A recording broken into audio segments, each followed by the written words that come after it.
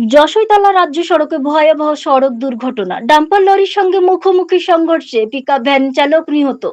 মুর্শিদাবাদের লালগোলা থানার অন্তর্গত যশোরতলা মোড় এলাকায় বুধবার ভোরে ঘটে গেল এক মর্মান্তিক সড়ক দুর্ঘটনা। রাজ্য সড়কে একটি বড় লরি এবং বিপরীত দিক থেকে আসা একটি মালবাহী পিকআপ ভ্যানের মুখোমুখি সংঘর্ষ। ঘটনাস্থলে প্রাণ হারান পিকআপ ভ্যান চালক। স্থানীয় সূত্রে জানা যায়, বুধবার ভোরে প্রায় 4টা নাগাদ বিকট শব্দ শুনে আশেপাশের বাসিন্দারা ঘটনাস্থলে ছুটে আসেন। সেখানে এসে তারা দেখতে পান সংঘর্ষের জেরে পিকআপ ভ্যানটি সম্পূর্ণ দুমড়ে মুচড়ে গেছে এবং চালক গাড়ির ভিতরে গুরুতরভাবে আটকে রয়েছে। স্থানীয়দের সহযোগিতায় চালককে দ্রুত উদ্ধার করে নিকটবর্তী স্বাস্থ্যকেন্দ্রে নিয়ে যাওয়া হলে কর্তব্যরত চিকিৎসক তাকে মৃত বলে ঘোষণা করেন। খবর পেয়ে লালগোলা থানার পুলিশ ঘটনাস্থলে পৌঁছে দুর্ঘটনাগ্রস্ত গাড়িগুলি উদ্ধার করে এবং যান চলাচল স্বাভাবিক করে।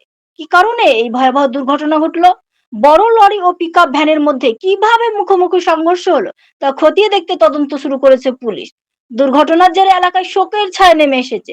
নিহত চালকের পরিচয় জানার পাশাপাশি দুর্ঘটনার সঠিক কারণ অনুসন্ধানে তদন্ত চালিয়ে যাচ্ছে লালগোলা থানার police. Bureau report, news Bangla TV. Accident এখানে গাড়িটা দাঁড় করানো ছিল, সেই কারণে গাড়িটা অ্যাক্সিডেন্ট হয়েছে। একটু যার বাবা ছেলে হারাইছে সে তো হারিয়ে গেল, কিন্তু এটা তো খুব দুর্ঘটনাটা তো খুব খারাপ। অথচ এখানে সিমেন্ট বালির ব্যবসা করছে, এখানে গাড়ি ঘোড়া ঠিকভাবেই করে না, এই জন্য হলো। আর যে মুড়ে যে জঞ্জাল, এরকম জঞ্জাল এখানে ট্রাফিকের দরকার আছে, ট্রাফিক দেয় না, এটা তো সরকার দায়ী এইসবগুলোর জন্যে। আমি আর কী বলবো, ওই তো সকাল 5টার সময় গাড়িটা অ্যাক্সিডেন্ট হলো। এর কটার সময় হয়েছিল? সকাল 5টায়। মানে সজোরে ধাক্কা মারে না গাড়ি মুখোমুখি সংঘর্ষ হয়েছিল? মুখোমুখি সংঘর্ষ। মুখোমুখি সংঘর্ষ। এখানে তো এর আগেও একবার একটা ঘটনা ঘটেছে। অনেকবার হচ্ছে এখানে, সাইকেল টোটো কত অ্যাক্সিডেন্ট হয়েছে, মোটর সাইকেল। এই প্রশাসনের দিক থেকে কি চাইছেন, কি বলবেন তাদেরকে? এখানে প্রশাসন অবশ্যই এখানে ট্রাফিকের দরকার আছে, ট্রাফিক দেওয়া হোক মুড়ে, তাহলে পরে এই অ্যাক্সিডেন্টের হাত থেকে বেঁচে যাবে অনেক অনেক লোক।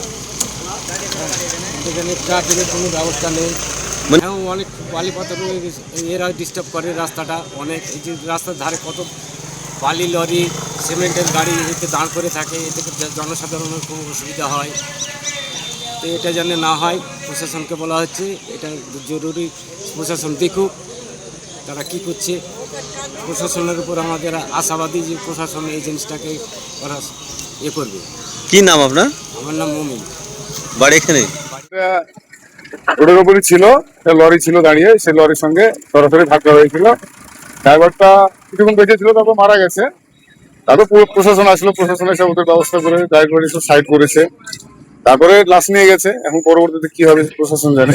কটার সময় ঘটনাটা ঘটেছে 4টার আশেপাশে ঘটেছে। কিভাবে হতো? গাড়িটা রানিং আসছিল, এই গাড়িটা রানিং আসছিল পিকআপটা, আর ওই লরিটা দাঁড়িয়েছিল রোডের উপর। হয়তো ঘুম হয়তো এসেছিল, হয়তো হালকা ওইভাবে এসে ধাক্কাটা লেগে গেছে।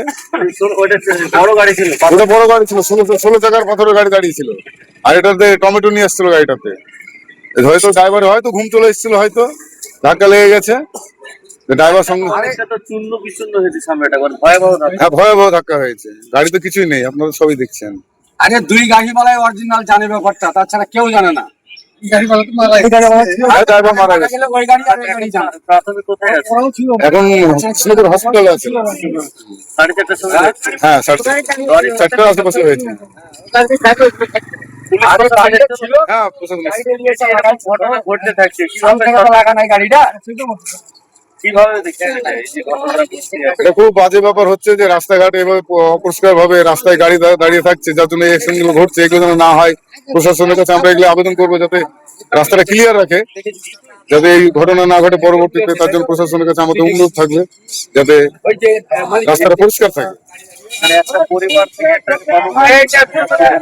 হ্যাঁ, যেমন একটা পরিবার থেকে একটা ড্রাইভার চলে গেল, তার পরিবারটা এখন কি অবস্থা হবে না হবে সেটা প্রশাসন এখন দেখবে। তার ব্যাপার নিয়ে চিন্তা।